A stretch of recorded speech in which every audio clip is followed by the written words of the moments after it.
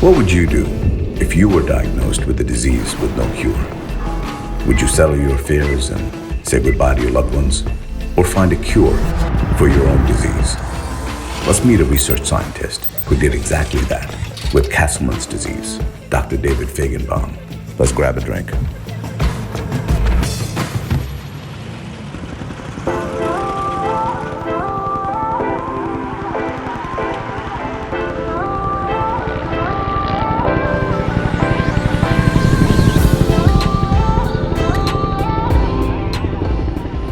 When we first met, you requested a meeting, and the meeting I thought was all about me and my narcissism, only to realize I'm sitting with somebody who actually is living a real life movie. You're Georgetown undergrad, you go to Oxford for grad school, not bad so far. You go to Penn Medicine for your medical school, Wharton for your MBA. You're a third year medical student, and you receive a death sentence, literally, right? All of your organs shut down. Your priest comes over, gives you your last rites. Your whole family comes over, says goodbye to you. Normally, when somebody gets a life sentence saying you have 2 weeks to live, or 1 week to live, or 3 weeks to live, I think there are three responses. One, you give up. Two, you fight like hell. Or three, you go out with a bang, right? You're one of the idiots who decided to fight the remaining 3 weeks of precious moments you had in your life. Why? Great question. When I was in the middle of my battle, so I am, had my last rites read to me in the middle of battling this disease. I didn't know what tomorrow would hold, and to be honest, I didn't think that I probably would be able to make progress against Castleman disease. What could I actually do as a third-year medical student? But I wanted to go out swinging. I was raised by a mother who was incredibly resilient. She's the grittiest person that I've ever met. And when she was diagnosed with cancer, she fought like hell. And seeing the way that she handled it kind of gave me a blueprint. Unfortunately, she passed away just a year after her diagnosis. But seeing the way that she coped, the way that she fought back, and the grace that she did it, she managed to find time to smile. I sometimes like to say she created silver linings. Some people find silver linings. She created silver linings. And so I had seen the way that you can cope with illness. I'd seen the way that you can confront death gracefully and grit in a gritty way. And so I think I had that kind of as a blueprint to then decide I would take this thing Which, on. by the way, it's interesting, right? So for most young people at the prime of their lives, about to graduate medical school, being told that you're about to die, your organs are shutting down, would be a really shocking event. But you were at this point a veteran of some sorts because your mom passed away, but you didn't just deal with the grief, you created a whole network to support other people who go through grief. So tell me, what was your relation with death at that point? Yeah, because you went through death already, through your mom, right? And then somebody tells you that your life is also mortal. Yeah. So what was your relation with death? Were you afraid of it? So yes, first I was afraid of it. I also had a bit of a less naive appreciation for what can happen even to really good people. I saw this amazing person in my mom get sick and pass away despite our hopes, despite us doing everything. And I think that gave me a real appreciation that sometimes, really bad things can happen to good people, and that I couldn't just kind of hope that, my future would be there if I just, hoped that the right people would do the right thing, and that I needed to take my future into my own hands. So your mom passes away. You have this grief counseling. You're now confronted with all of this. At this point, is death an ending for you or a beginning for you, or just yet another hurdle? What was your philosophy back then? Philosophy back then, it's a great question. I think that I was afraid of death. I didn't want to die. I had things that I wanted to do in my life. I wanted to get married, maybe have children, fight diseases, take on cancer. When my mom got sick, that's when I decided that I would dedicate my life to fighting cancer. Of course, that's changed. My life's mission has changed since I became ill. But I had things that I wanted to do that I felt like I needed to do. And I wasn't ready to go out just yet. I wanted to go out swinging if I was going to go out at all.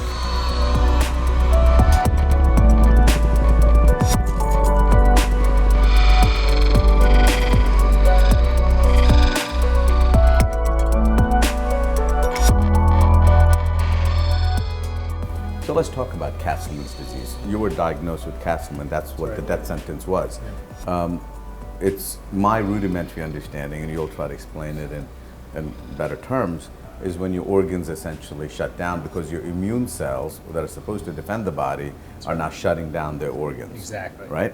So tell me, what is Castleman's disease and how many people have it? So, as you said, the immune system becomes activated and begins to attack and shut down the body's vital organs, and we don't know why. We call it idiopathic multicentric Castleman disease because it just happens and we don't know why. About 5,000 patients are diagnosed each year in the U.S. with Castleman disease, which makes it about as common as ALS. Of course, most people have not heard of Castleman disease before because we have a ways to go to try to raise awareness. But it's rare, but it does affect a significant portion of the population, and unfortunately for people like myself, it's a death sentence. And unfortunately, we often don't have hope. And you have the worst case of That's right. I have the worst subtype, the idiopathic multicentric Castleman disease, the most deadly subtype of Castleman disease. Idiopathic, from what I understand, medical term is we don't know the reason. We don't know why. Exactly. Right? You don't want to be diagnosed with a disease. So you're in the dark. You have no idea who's punching you. That's exactly right. And you're trying to figure out, how do we stop this beating, right? That's right. So you get this disease. Do we now know what causes it? Do we have any, since you were diagnosed, have we made any progress? We've made quite a bit of progress. So since my diagnosis, I went on to become a physician scientist that studies this disease. And so we've been able to make some progress. It's still idiopathic. We still don't know why the immune system becomes so activated and why it attacks the body's organs. But we do know which immune cells are becoming activated, and we know what's going on in a lot of those cells. And so we're slowly dissecting out piece by piece. And the reason that it's really important to understand what's going on is for treatment. It's all about treatments. What can we do to stop this disease for patients? And we've been able to make some exciting progress. So when you were diagnosed, at the time they didn't know it was Castleman's disease. Yeah. You weren't diagnosed with that. You were hospitalized, organs are shutting down, you're dying. Exactly. All of a sudden they start throwing every chemo that you can imagine, and then somehow the chemotherapy works. That's right. Is that still a current treatment for people who are shutting down or having adverse effects from Castleman? That's exactly right. So for patients that have the most severe subtype that I have and are in the hospital with multi-organ failure, we do recommend. Thank you. Thank you. Looks good. Thank you. We do recommend that approach of multi-agent chemotherapy. Basically, you have to fight fire with fire. And Castleman disease is the immune system out of control, and the only way to cull it is to kill it. And so that's what it's almost like where, imagine if the cops go crazy, instead of protecting the city, they're just going out and taking and killing all the citizens. Your immune cells normally supposed to protect the system. They're supposed to be fired up when you have a flu or some sickness, but instead it's fired up even when you're in normal state. That's exactly right. And so for us, the only way to stop that, until we know why that's happening, is just to wipe it out with chemotherapy. And so that's what saved my life multiple times. But in addition to that, you're taking a specific drug that normally folks who take, let's say, a kidney transplant and a foreign organ is being rejected, there's an immunosuppressant drug that works on those folks. You took that drug, even though it's not supposed to be for Castleman, you took that as an experiment. You were patient one. That's right. And you can do this because you're the research scientist and you're the boss of your own life. How's that working? Yeah, so it's working really well. You're exactly right. This drug had never been used before for Castleman disease. I'd had all these life-threatening relapses and flares and needed chemotherapy, and basically I had run out of all options. Had 5 life-threatening flares in 3.5 years and didn't know what else to do. And so I dug my heels in the lab and had a good bit of data that was all pointing towards this one communication line in the immune system. Before we said the immune system's out of control, we don't know why. We still don't know why, but what we found is that one part of the immune system was ramped up in my sample, so experiments in my own samples. And based on this one part of the communication line being ramped up, there's a drug, as you said, developed for kidney transplantation that actually turns that down, that actually turns off when that you say data, line. For your data, are you talking about your DNA sequencing, or what do you mean by data? So back then it wasn't DNA sequencing. Back then it was experiments I ran on my own lymph node tissue, on my own blood cells, something called flow cytometry, immunohistochemistry, where we were looking at specific cell types, what was going on with them, how are they abnormal, what was normal, what was abnormal. The different cells. And you were saying, why are these guys all amped up? Exactly. How do we calm them down a little bit? That's exactly right. Is there one thing that's kind of a common pathway that's across all these cells are ramped up, but is there something common to them as to maybe why they're ramped up that we could direct the treatment at? So what was abnormal for you? All the various cells, this cluster group is acting up. You have a drug that is for something else that you apply to calm them down. That's exactly right. Are there common threads for others who are also suffering from Castleman? Have you seen that there are also similar patterns? Same cluster cells are acting up in their bodies as well, or no? Yes, we have. So we just submitted a paper recently looking across 26 patients. So initially, when we first did the work, it was me, patient one, and then we did 3, and now we're up to 26. And so we're seeing a similar pattern, as you said, in these other patients. Now, that doesn't guarantee that the drug's going to work for everyone, because we do know of patients that do have the same signature where we've given them the drug and it has not worked for them. So it doesn't work for everyone, but there's clearly a signal within this particular communication line. And I think it's even bigger than Castleman disease. I mean, obviously, Castleman disease is my focus and it's my passion. And explain that, because you've taken a drug that was approved for kidney transplants and making sure it's an immunosuppressant that the body can accept this foreign host. You took that and made it work at a Mentos moment. You made it work for you because it's a life and death situation for you. I'm sure there are other diseases with approved drugs. Instead of spending new money on getting billions of dollars are spent to discover new drug for each disease, we can recycle and get good use out of existing drugs. Exactly. And tell me a little bit about that work that you're doing. Sure. So there's 1,500 drugs that are FDA approved for something. 1,500. And yet, despite there being 1,500 already FDA approved drugs, there are still 7,000 diseases that don't have any FDA approved drugs. And so, as you said, many diseases share common genes, proteins, cell types that are abnormal. And so what we're really excited with Castleman disease is, I spent my time and I focused my effort on understanding what's gone wrong and then saying, well, what already exists that could turn that around? Right. We need to do that for many other diseases. 95% of rare diseases don't have any FDA-approved drugs. What we need to do for all of those thousands of diseases is use the tools that are available to us today to say, what's gone wrong? What is it about this disease or that disease? And is there a drug already FDA approved that's just down the street at a pharmacy that we could start a patient on tomorrow or next week, as opposed to having to wait, as you said, a decade and spend $1 billion? I mean, this is real life or death situation. In your case, it's like that movie Speed. You go below 60 miles per hour, you're dead, right? So in your case, you have Castleman disease. Every 6 to 12 months, you have this reset. That's right. And the body can only accept certain number of chemotherapy, right? The body can't take all that. That's exactly right. And so you're in a race to make sure that you can survive, and your sense of purpose and passion is gone outside of just your life to other people who suffer, not just Castleman, but other diseases as well.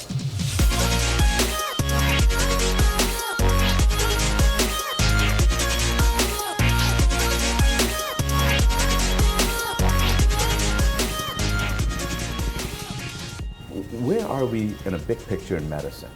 Are we in the early dark stages? The idea that even today in 2019, we're still throwing chemicals on good tissue as well as bad tissue to sort of cure people or to sort of alleviate people's pain seems so medieval, so dark ages.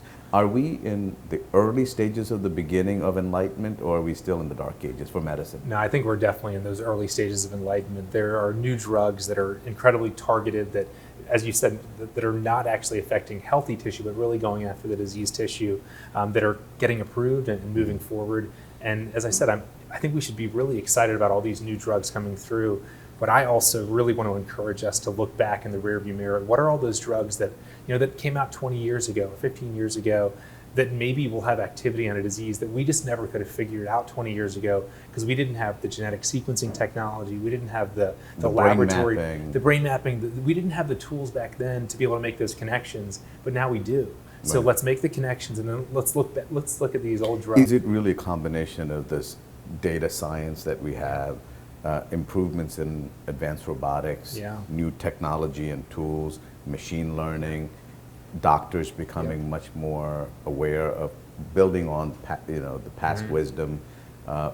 Also interdisciplinary combination. In the past, chemists worked by themselves, physicists worked themselves, mechanical folks worked themselves. Now quantum folks are all working with doctors in one building, a laboratory where multidisciplines are trying to find this.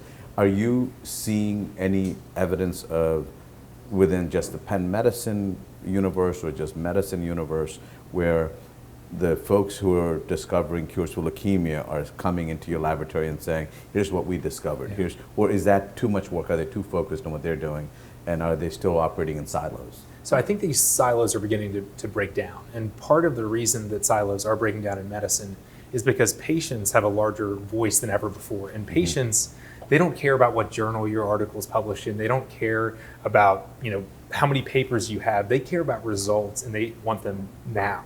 And so for the first time, really ever, patients are involved in driving forward research. There's a big initiative, patient-driven research. True. And this is the idea that patients can be at the table with scientists, with physicians, with other organizations to be a part of saying, let's make this happen more quickly. And that's causing a lot of these silos to break down, and that's not forcing, but it's encouraging those of us who are in science. But also there's another movement happening, which is personalized medicine. Exactly. Right? So instead of having off the rack, you're getting more bespoke, tailor-made cures that is applicable and relative or corresponding to your body. That's exactly type right. And why. So that again goes back to if you can DNA sequence it, DNA sequence your DNA sequence and see the mutation, you can go to the original source of the problem as opposed to treat the problem. That's right? Exactly you can eliminate the problem. Where are we in terms of, if you had to sort of say a chart of beginning and end, where are we in that process of not just treating, but really going to the root cause and eliminating the problem? Are we a world away, or months away, or years away, or decades away, or a century away from not having cancer at all for humanity? It's a great question. So I think that we're probably at the 50-yard line. I think that there's been a lot of great work that's been done, but I think there's still a long way to go. Sometimes it's hard for us to appreciate. From when you look at the lay press, you hear about breakthroughs day in and day out. There's a lot of hype involved in it, so you feel like it's happening. It's happened already, right? But media doesn't necessarily share stories about the 10,000 experiments that didn't result in a breakthrough today. Right. You hear about when they do, but there's a lot of work that hasn't yet gotten there, and there are a lot of diseases that haven't yet gotten there. And so I think we always want miracle stories.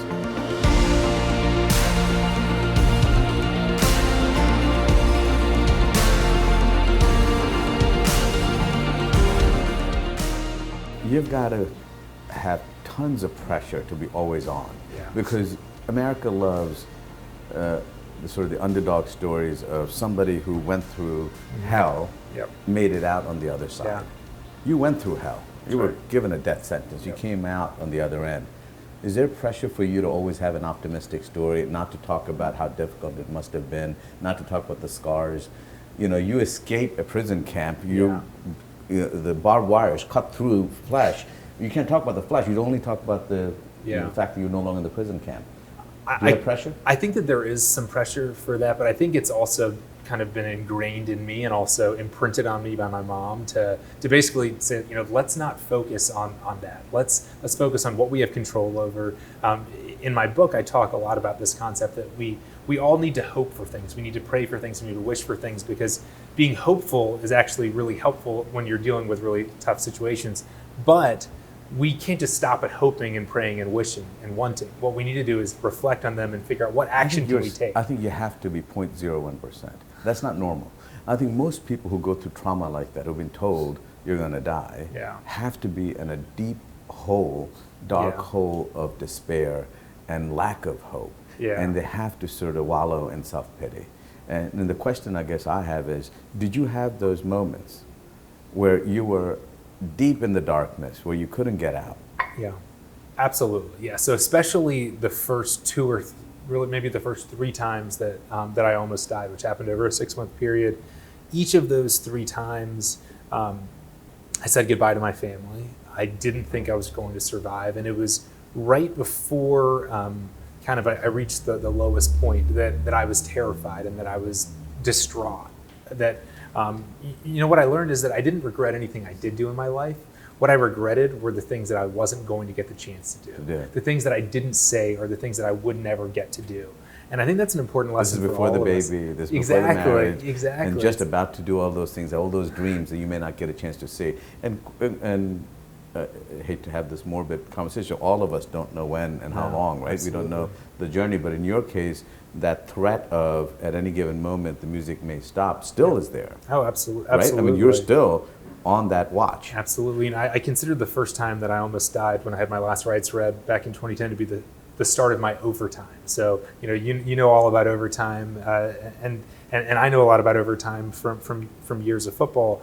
But what I've appreciated and what I've come to realize is that it's not just me who's in overtime. I can really, as you said, I can hear the clock ticking. I know that I have, basically a time bomb inside of me that I'm currently controlling with this disease or with this drug, but who knows what tomorrow is going to show. But what I've also realized is that really we're all in overtime. All of us, none of us know, how much time we have left. And when you're in overtime, you need to make every second count. It's not like in the first quarter where you can drop a pass and you'll make up for it.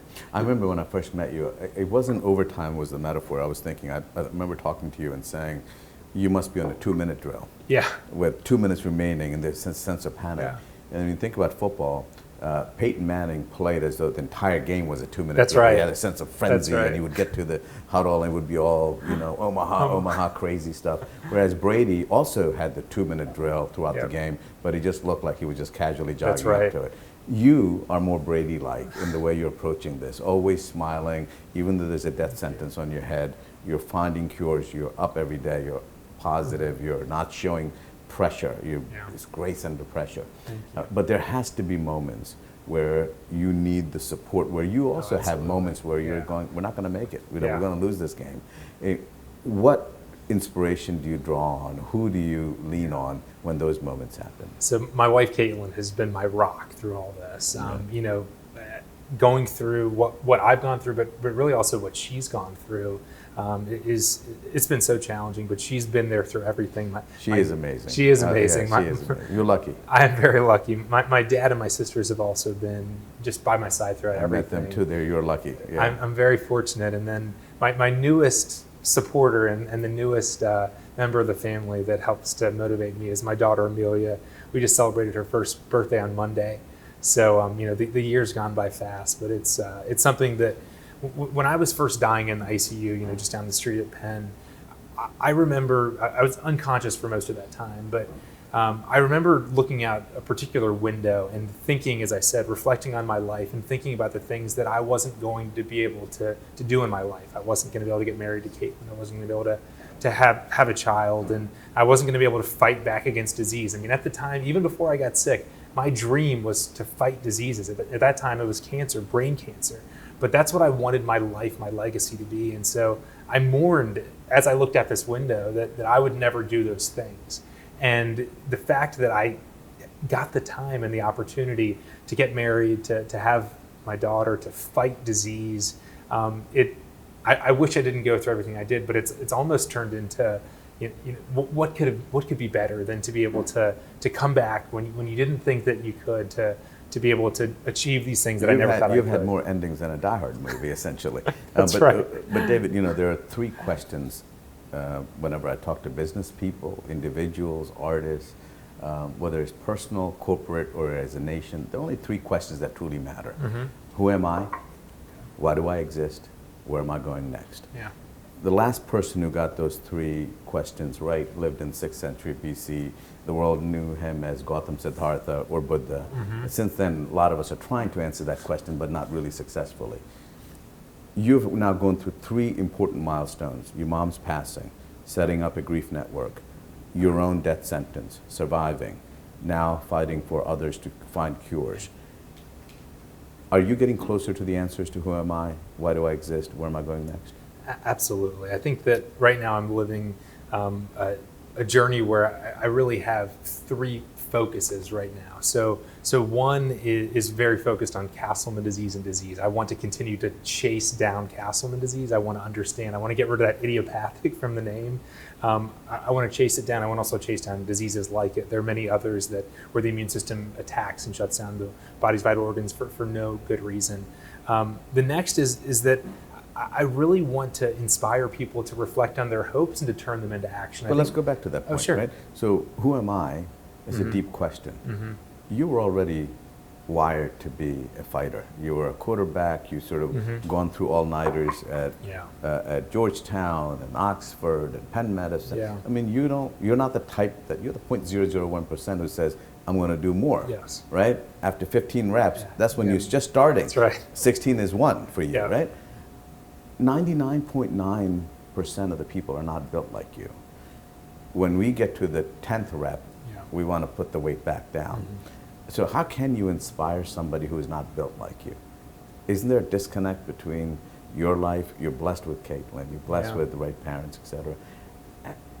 What about the rest of us? I mean, how about someone like me? Where's the wisdom for someone like me? How do I become a fighter like you? So I think that what can be really helpful in trying to inspire action and being a fighter is by seeing that if and when you do fight back, that there is hope for that thing that you're fighting for. You know, it's hard to fight if you don't think that there's any way you could ever win. You know, even if you think that there's just a 1 in a million chance, at least there's a chance. But it's hard to fight back and hard to do that extra rep or to come back when you don't think that there's any hope. But you're also human. That's what I'm trying to get to. Because I've known you now for a while now, and your story is so inspirational.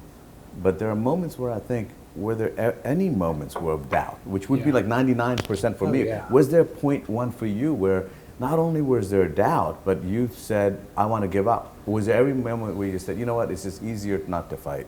Let me put the weight down. It's too heavy. So I think I'd look back on 2 moments. The first was at the end, or I guess late middle of my first ever episode with Castleman Disease. No one knew what this was. I was dying. I was in the ICU. I was starting to wake up, and that was probably the most difficult moment for me emotionally, because all of a sudden I was becoming a little more aware of my surroundings. I wasn't unconscious for all of the day, and so I could start to sense what was going on a little bit more. And I was totally terrified. And there was a moment as I laid in that hospital room where I wanted to give up, and where I thought to myself, I'm only causing pain to my family, to my loved ones, to myself. Maybe I should just give up. I remember around that time, my sister Gina was next to me, and every breath I took was painful because I had so much fluid around my lungs and my heart. And I remember hearing something to the effect of just breathe.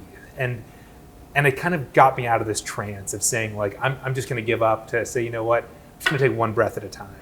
And that was a moment for me where I wouldn't have been able to get through it without support, that I needed that support. I needed my sister to remind me to just breathe. But then fast forwarding to, as I survived that, but then I kept relapsing, relapse after relapse. And number 4, my 4th relapse, again, I found myself... This is the 4th time you've had doses and doses of chemotherapy, and then you're supposed to die, and then you come back again like Lazarus, push the boulder, he's alive. But now I'm really tired. You're not here. Lazarus. You're like, you know what? You can only push the boulder. Who is this magician that keeps killing me, pulling me back in? I'm exhausted. Exactly. So Right. number 4, I was exhausted. You were there at that moment. I was there. So you are human. So Absolutely. because almost every doctor I know, for good reasons, there's an element of God complex that they have, right? I mean, for good reasons. They're really hovering over people's life or death decisions. In your case, you are your own God. You're trying to find your own solutions, etc. Has there been any moment where you go, yeah, like I may be God? How do you contain humility? How do you make sure there's humility? It's kind of the opposite of that. I think that this disease has made me really humble in the sense that, when I was in medical school, I thought that doctors had all the answers. Right. I thought that we as a medical system had all the answers. And then all of a sudden I got a disease where no one had any answers. Not just like some, but none. No one had any answers. Humbling moment, actually. And it made me realize, yes, we've made a lot of progress as a medical community, but there are actually a lot of diseases like mine. And the problem is that for these diseases, we don't know anything. And for many of them, we haven't made any progress. And so this disease has been humbling for me. And, I spend all day, every day, I run a research lab where we're trying to understand the unknowns of Castleman disease and the immune system. And unfortunately, we don't have a breakthrough every day. We fight for breakthroughs every day, but they happen very infrequently. And so it's kind of, I think medicine and science is actually quite humbling, especially when we hear about patients who don't survive. The patients where we did the best we could. We gave them the drugs that from our research suggested that we thought they would work. We did everything we could, and they still don't make it. And those experiences are incredibly humbling.